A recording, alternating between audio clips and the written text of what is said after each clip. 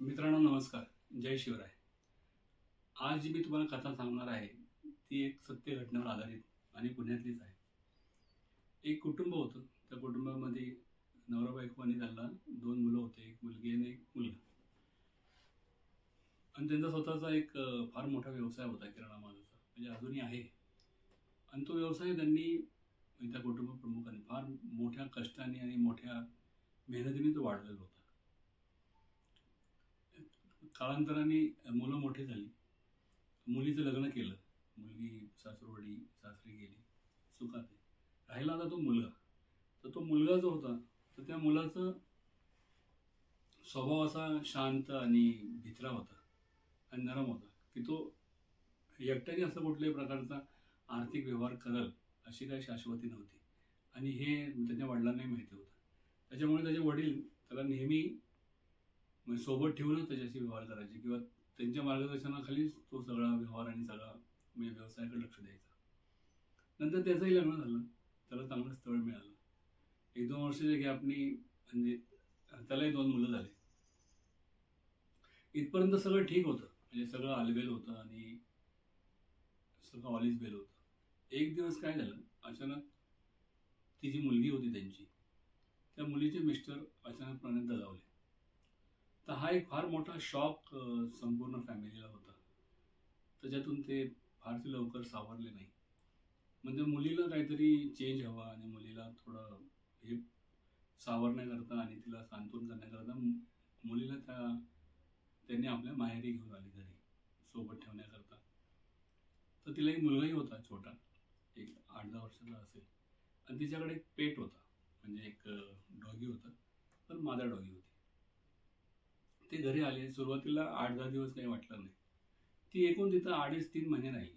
त्या कालामध्ये काय झालं की तिचा इंटरफेअर म्हणजे कळत न कळत काही सल्ले देणे वडिलांना, म्हणजे तिच्या अनुभवाप्रमाणे सल्ला देणे, काही हे करणे वगैरे असं इंटरफेअर वाढलं. तर ही गोष्ट त्या घरातल्या सुनेला थोडी खटकली. म्हणजे तिला थोडं जरा अनसिक्युअर वाटायला लागलं. आणि त्या डॉगीचा सुद्धा थोडा प्रादुर्भाव थोडा वाढला. त्यामुळे लहान मुलं होती, 1-2 वर्षाची वगैरे असतील मुलं. तर त्यांना त्या मुलाचं म्हणजे माझ्या डॉगीचा थोडा प्रादुर्भाव झाला आणि थोडासा त्रास झाला. तर ह्या सगळ्या गोष्टीला ती मुलगी घरातली सून ती कंटाळली. आणि मग तिचं इंटरफेअर वाढल्यानंतर म्हणजे तिच्या मनात असं आलं की आता हिचे मिस्टर वारले, मग आता ही घरी आली म्हणजे ती निराधार झाली. तर आता सॉफ्ट कॉर्नर झाल्यामुळे मग प्रॉपर्टीतला काही हिस्सा वगैरे काही तिला देतील का, मोठा हिस्सा वगैरे तिला, मग तिच्यावर सांत्वन म्हणून.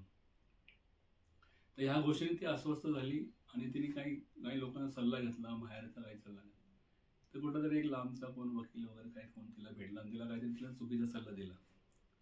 काय सल्ला दिला हे पुढं कळलं तुम्हाला. मग ती दोन्ही मुलांना घेऊन माहेरी निघून गेली. तर सुरुवातीला ह्या लोकांना तिच्या नवऱ्याला आणि सासऱ्याला असं काही वाटलंच नाही, की तिला वाटलं ती रुटीनमध्ये गेली का काय. 8-15 वर्षांनी तिला फोन केला.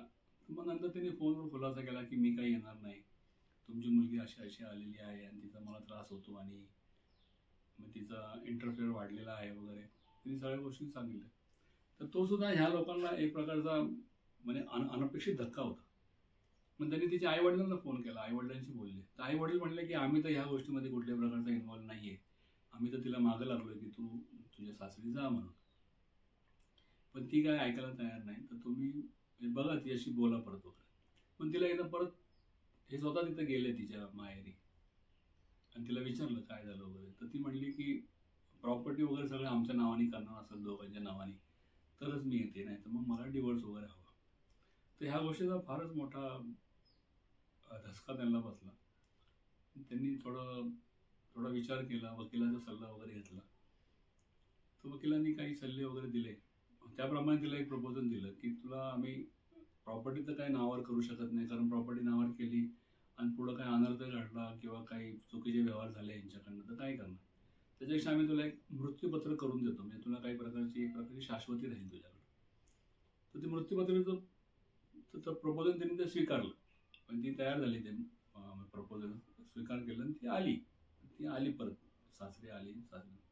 पण आता आली ती सगळं मान्य आहे ते हे केलं.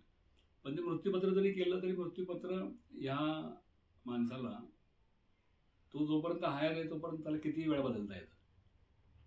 मग ही गोष्ट काही तिला माहीत नव्हती का? किंवा तिला ज्याला सल्ला दिला त्यांना माहीत नव्हतं का ही गोष्ट?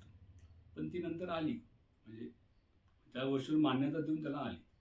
आता हे सगळं वातावरण, सगळं तिचं जे हे होतं ते सगळं कलुषित झालं. म्हणजे त्यांचं सगळ्यांचं तिच्याकडे बघायचा जो दृष्टिकोन होता तो एक प्रकारे संशयित झाला, संशयास्पद झाला, संशयित झाला.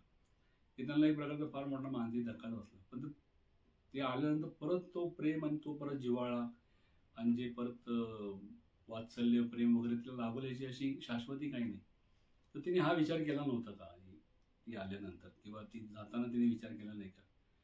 तर तिने कुठल्याही प्रकारचा असा विचार न करता अविचारीप्रमाणे कोणाचा जरी सल्ला घेतला तर तो माणूस सुद्धा नंतर पिक्चरमध्ये आला. तो तिचा कोणतरी लांबचा भाऊ होता आणि त्याला काय म्हणजे हिने सल्ला विचारला म्हणून त्यांनी सल्ला दिला. तो असा काही फार मोठा वकील होता काही नाही. पण हे सगळा ड्रामा जो सगळा सिनेरिओ घडला त्याच्यामध्ये ह्यांची थोडीफार मानसिक परिस्थिती बिघडली. एकतर त्या मुलीचं हे म्हणजे नवरा दाखवलेलं दुःख होतंच, त्याच्यामध्ये हे आणखीन एक प्रॉब्लेम होऊन बसला. तर तिला आणलं, ते सगळं झालं, पण तिला तर परत ते प्रेम मिळेल का? किंवा तिचा जो संसार होता, जो 2 मुलं झाले, कमीत कमी 5 एक वर्षाचा संसार होता. पण त्या 5 वर्षाच्या संसारामध्ये तिच्या नवऱ्याशी, सासू सासऱ्यांशी तिचं एवढं प्रेम नव्हतं का?